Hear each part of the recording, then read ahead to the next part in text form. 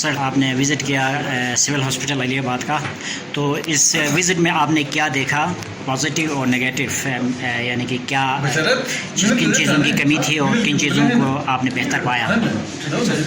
میرا پہلا detail visit تھا علی آباد کا۔ اس وزٹ کے دو مقاصد تھے۔ ایک تو روٹین وزٹ تھا جو ہاسپٹل میں جو سروسز مل رہی ہیں اس کی مقدار اور معیار کو دیکھیں کیا ہے۔ سیکنڈ، اپنی ٹیم کے ساتھ جب آپ انٹریکٹ کرتے ہیں تو ریئل ٹائم جو آپ کی چیلنجز ہیں اس کا بھی ایک وہ ہو جاتا ہے۔ اور تھرڈ، اس ہاسپٹل کو DHQ ہاسپٹل کو فنکشنل کرنا ہے جو کہ گورنمنٹ کی ترجیحات کا حصہ ہے، اور ہمیں ڈائریکشن یہ ہے کہ اس سال ہم کوشش کر لیں کہ جولائی میں ان ہاسپٹلس کو فنکشنل کر لیں۔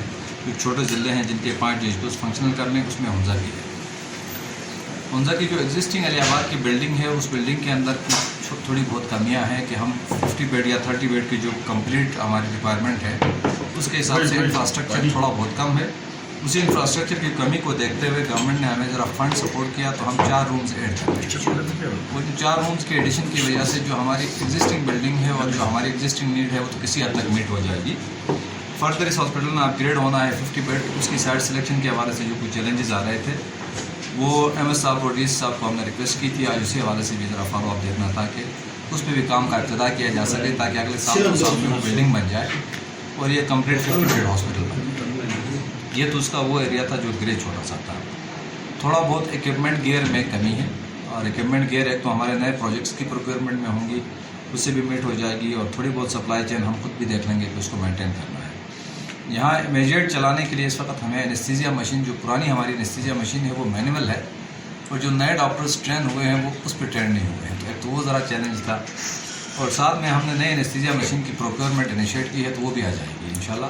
تو اس کے آنے تک میری سبمیشن اپنی ٹیم کو یہ تھی کہ ہم پرانی جو مینول مشین ہے اس کو آپریٹ کر کے ایمرجنسیز کو یہاں کر لیں، ہم انتظار نہ کر لیں نئے مشین کا، اور کسی پیشنٹ کی جان میں یہاں سے گلگت لے کے جاتے ہوئے جو مشکلات ہیں اس کو کوشش کر لیں کہ کم کر لیں، ہم صرف ایمرجنسیز آپریشنز کر لیں، باقی روٹین آپریشن کے لیے پیشنٹ کو ایون ہم جب تک ہماری کمپلیٹ وہ مشین نہیں آتی ہے ہم گلگت سوئچ بھی کر سکتے ہیں۔ HR کی کمی ہے ٹیکنیشینز کی، خاص کر پیتھولوجی میں، ریڈیالوجی میں ٹیکنیشینز کی کمی ہے۔ کچھ ٹیکنیشینز تو اب ہم فوری طور پہ ریسنٹلی ہم ٹیسٹ کر چکے ہیں، انٹرویو کر کے انشاءاللہ بھجوا دیں گے۔ نیو کچھ کریشن آئی ہے، اس میں بھی ہنزا کی کمی کسی حد تک دور ہو جائے گی۔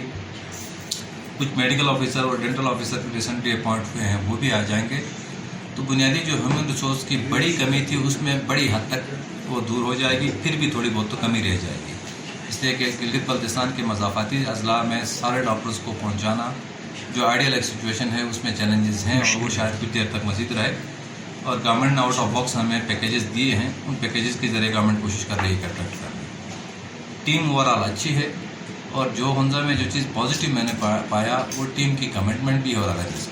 تو اب ایک تو علم ہونا اور علم کے بعد کام کرنے کی طلب ہونا، یہ تو بہت پازیٹیو فیکٹرز ہوتے ہیں۔ اس کے بعد جو چھوٹی موٹی کمیاں ہیں وہ کچھ زیادہ میٹر نہیں کرتی ہیں، تو اوورآل میں اس کو ایک پازیٹیو جسٹس کے طور پہ لے لوں گا، اور ہوپ فل ہوں کہ انشاءاللہ ہم جلدی DHQ کو آپریشن کریں گے۔ Thank you sir. ایکچولی شروع سے کورونا کے ٹائم سے یہاں پہ DHOs بہت اچھے رہے ہیں، اور خصوصاً یہ جو ڈاکٹر احد صاحب آئے ہیں میرے سامنے ہے، کہہ کے تعریف نہیں کر رہا ہوں، لیکن ان کی یعنی کہ بہت بڑی کوششیں ہیں یہاں کے لیے۔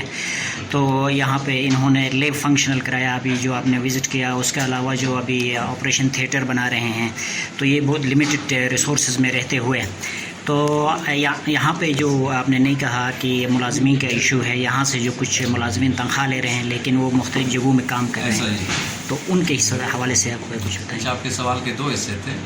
جو پہلا حصہ ہے ڈاکٹر احد کے یہاں آنے سے تھوڑا سا بلیسنگ یہ ہے کہ ڈاکٹر احد نے ایک بڑے ہاسپٹل کو آلموسٹ ایک ڈیکیڈ تک لیڈ کیا تھا۔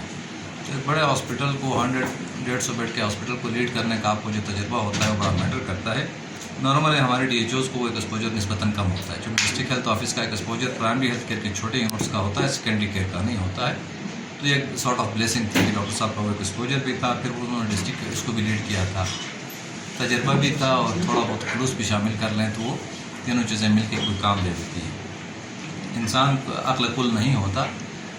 پریویس ٹیم کے بارے میں بھی میں یہی کہوں گا کہ وہ اپنی کیپیسٹیز میں کام کر رہی تھی، لیکن ہاسپٹل کے لیے میرا اپنا ویو یہ ہے کہ شرافیز کے بعد اگر کسی میں ہاسپٹل علی آباد کو چلانے کی کیپیسٹی تھی تو وہ احد میں تھی، اور وہ شاید ہماری مناسب چوائس تھی۔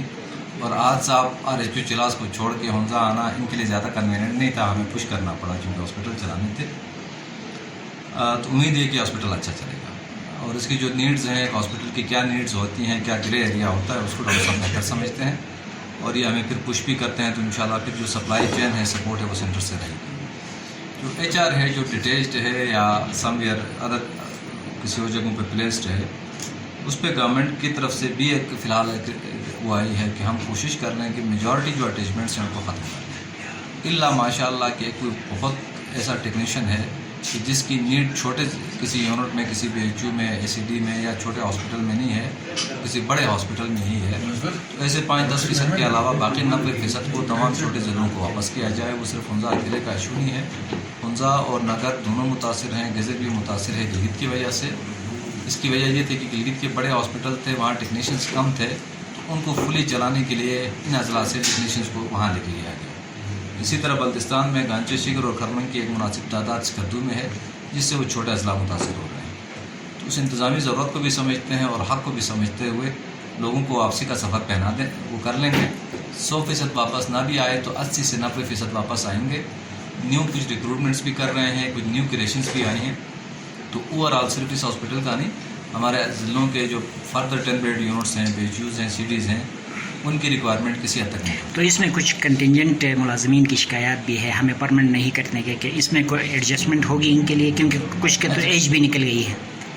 جو پرماننٹ اور ریگولرائزیشن گورنمنٹ نے کسی ایک ڈپارٹمنٹ پہ سب سے زیادہ مہربانی کی ہے تو وہ ہیلتھ ہے, کیونکہ ہیلتھ کو ایک ایمرجنسی کے طور پہ ہمارے ڈاکٹرز کا بھی واک اینڈ انٹری ہوتا ہے, سال بعد ریگولر ہوتے ہیں. ہمارے ٹیکنیشینس کی بھی ایک بہت بڑی تعداد اس پہ آئے, کنٹیجنسی سے ریگولر ہوئے یا کسی اور ارینجمنٹ کے تحت ہوئے. الٹیمیٹلی کنٹیجنسیز کی تعداد بہت زیادہ ہے, آپ سب کو لے بھی نہیں سکتے, چونکہ کنٹیجنٹ کو بھی کسی 5 سکیل سے اوپر کسی ٹیسٹ انٹرویو کے پروسیس سے گزر کے آنا ہے.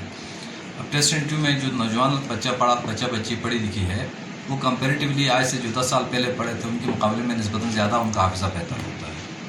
تو وہ تحریری امتحان پاس کرتے ہیں تو انٹرویو میں ہماری ترجیحات ہوتی ہے. تو جو کنٹیجنٹ ہمارے کلاس 4 کو ریگولر کیا جاتا ہے اور کلاس 4 سے اوپر کو پھر ترجیح دی جاتی ہے, لیکن وہ بنیادی جو ٹیسٹ ہے انہوں نے وہ کوالیفائی کرنا ہوتا ہے. Thank you.